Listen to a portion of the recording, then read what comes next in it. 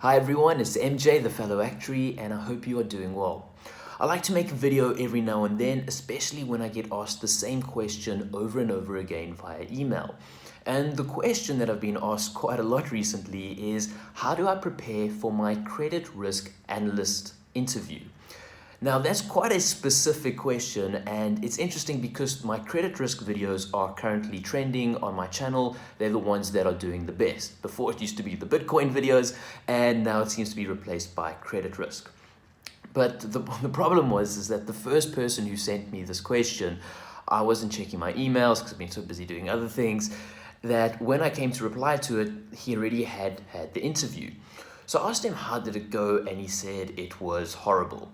And the reason why he said it was horrible is because they were asking him a lot of maths questions, and this was something that he hadn't prepared for. Normally you go into an interview, you look at my cool, qualifications, my credentials, and they want to more get to know, who you are as a person, what are your hobbies, and all those type of things.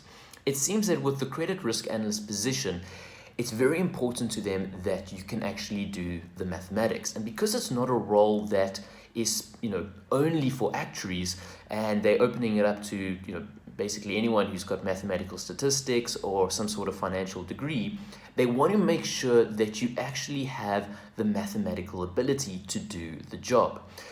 Now, what that means is just because you've got the degree doesn't mean that you're going to always remember the maths. So my advice is prepare for these interviews as if they are an exam. Go over the credit calculations, make sure you're comfortable with the theory, and go into that interview expecting them to throw curveballs and difficult questions. So, like I say, treat it like an exam. Also, some other things, I guess this is just general advice for interviews, is be honest.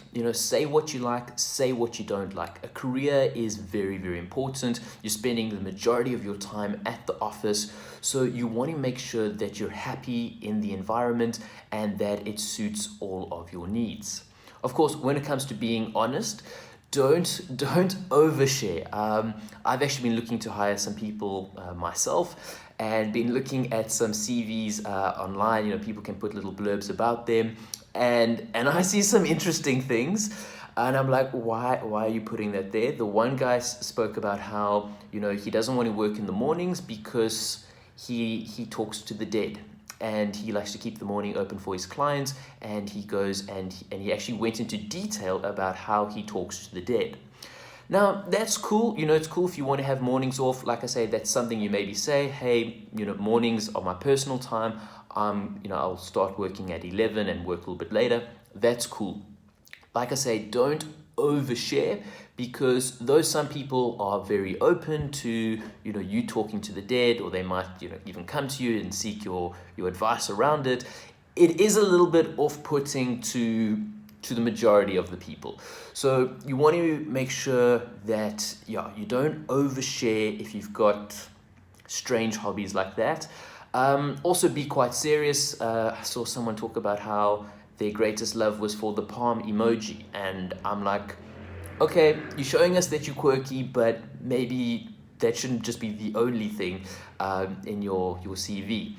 So be honest, because like I say, you want to be authentic, you want to make sure that you're matching with the right company, but you don't want to also reveal all your dirty laundry and basically put the company off hiring you.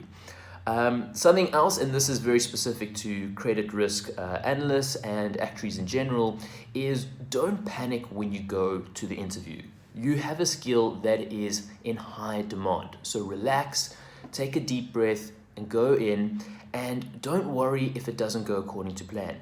There are lots and lots and lots of financial institutions that really want your skill. You are in high demand. So if you stuff up an interview, it's okay. There's going to be a lot of opportunities down the road. And this also means that when it comes to salary negotiation, you don't have to take the first offer. You can be a little bit aggressive. You can ask for a little bit more. Of course, if you're too greedy and cocky, that's going to put the company off. But there is some wiggle room for you to get a higher salary. So don't accept the first offer.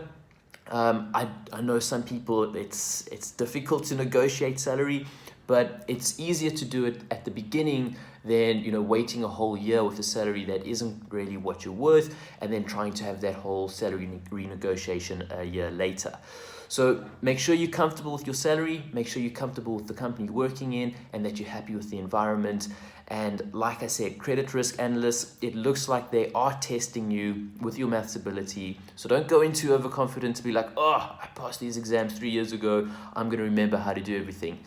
Better to refresh and go in with your mind clear and give it your best. Anyway, let me know how your interviews, guys, go. And if you have any other questions, feel free to reach out to me. I'll put my new email in the description. I think that's also, people are sending me emails to other things, and yeah, I'll make contacting me a lot easier. So check the description. Anyway, thanks so much for watching, and if you enjoyed it, hit that like button, hit the subscribe button, hit the bell button. I don't know, there's a lot of buttons that you have to push on YouTube these days, so make sure you push them all. Thanks everyone. Keep well. Cheers.